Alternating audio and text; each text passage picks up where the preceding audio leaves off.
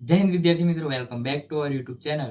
હું આશા રાખું છું કે તમે બધા મજામાં હશો. મારું નામ છે યુવરાજ ને તમારું સ્વાગત છે તમારી યુટ્યુબ ચેનલ યુવરાજ એજ્યુકેશન પર. તો વિદ્યાર્થી મિત્રો, આજે હું તમને શીખવાનો છું ધોરણ 12 વિષય આંકડાશાસ્ત્રનો પહેલો ચેપ્ટર એટલે કે સૂચકાંકનો એક આઈએમપી દાખલો. જે દાખલો હું તમને સરળતાથી અને પૂરેપૂરી સમજૂતીપૂર્વક શીખવાડવાનો છું. તો તમે તે દાખલો શીખવા માટે મારી સાથે બને રહો આ વિડીયોમાં છેલ્લે સુધી, જેથી તમે તે દાખલો સરળતાથી શીખી શકો. તો ચાલો દાખલાની શરૂઆત કરીએ.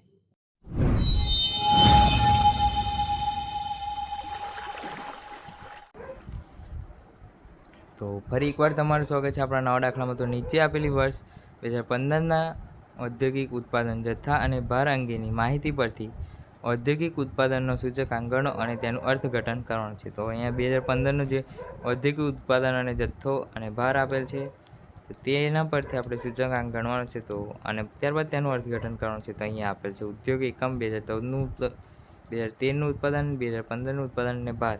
તો અહીંયા સૌપ્રથમ આપણે આઈડબ્લ્યુ શોધીશું.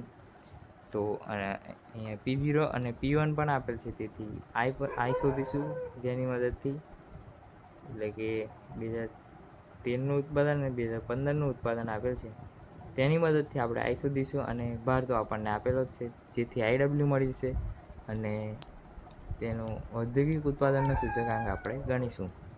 તો અહીંયા આપેલ છે ઉદ્યોગ. સૌપ્રથમ આપેલ છે ખાણ.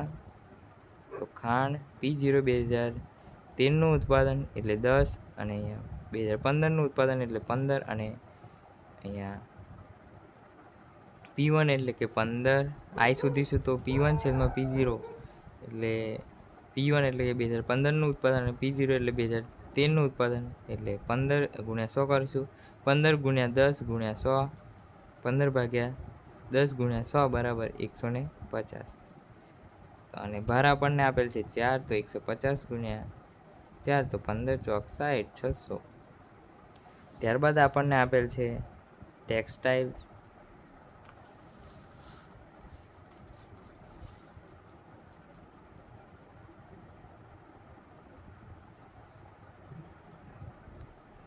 જેનું 2013નું ઉત્પાદન 20 છે, 2015નું 25, તો 25 ભાગ્યા 20 ગુણ્યા 100 બરાબર 125 આપણને મળી જશે. ભાર આપેલ છે 6, તો 125 ગુણ્યા 6 બરાબર 750. ત્યારબાદ આપણને આપેલ છે ઇજનેરી, જેનું 2013નું ઉત્પાદન છે 30 અને 2015નું ઉત્પાદન છે 25, તો 25 ભાગ્યા 30 ગુણ્યા 100 બરાબર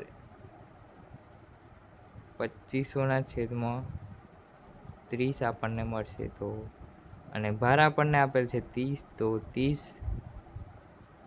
અહીંયા 30 ઉડી જશે, તો અહીંયા આપણને 2500 મળી જશે. આ 30 ને આ 30 ઉડી જશે, તો આપણને 2500 જવાબ મળી જશે. ત્યારબાદ આપણને આપેલ છે કેમિકલ્સ. તો કેમિકલ્સ જેનું 2013નું ઉત્પાદન છે 40 અને 2015નું ઉત્પાદન છે 50, તો 50 ભાગ્યા 40 ગુણ્યા 100 બરાબર આપણને મળી જશે 125.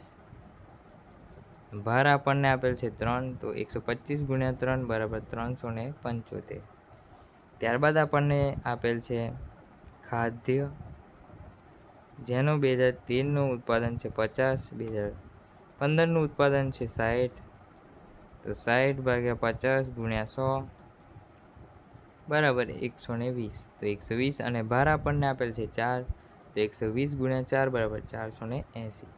તો હવે કુલ મળી ગયું છે. તો હવે તેનું સરવાળો કરીશું. તો સિગ્મા ડબલ્યુ બરાબર 47, અને અહીંયા સિગ્મા આઈડબ્લ્યુ બરાબર 4705 સરવાળો કરતાં આપણને મળી જશે. તો હવે તેને સૂત્રમાં મૂકી આપણે જે ઔદ્યોગિક ઉત્પાદનનો સૂચકાંક છે તે મેળવીશું.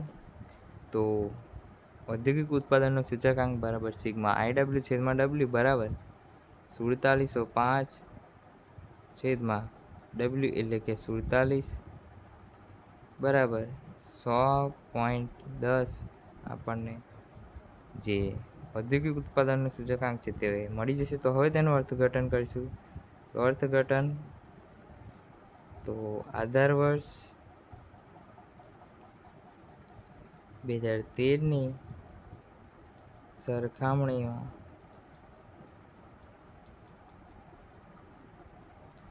ચાલુ વર્ષ 2015માં ઔદ્યોગિક ઉત્પાદનમાં 0.10%નો વધારો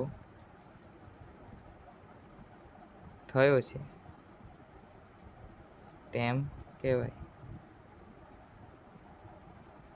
તો અહીંયા આપણો દાખલો પૂરો થાય છે. મળીએ એક નવા દાખલામાં. તો વિદ્યાર્થી મિત્રો, અહીંયા આપણો દાખલો પૂરો થાય છે. જો તમને દાખલામાં કંઈ પણ ખબર ના પડી હોય તો તમે કમેન્ટ સેક્શનમાં જણાવી શકો છો, તો હું તમને તે શીખવાડી દઈશ. અને વિદ્યાર્થી મિત્રો, વિડીયો જો થોડો પણ સારો લાગ્યો હોય તો તમે કમેન્ટ સેક્શનમાં એક નાની એવી સારી કમેન્ટ કરતા જજો. અને આપણા આ વિડીયોને લાઇક, શેર અને આપણી યુટ્યુબ ચેનલ એટલે કે યુવરાજ એજ્યુકેશનને સબસ્ક્રાઈબ કરતા જજો. જય હિન્દ. મળીએ એક નવા વિડીયોમાં.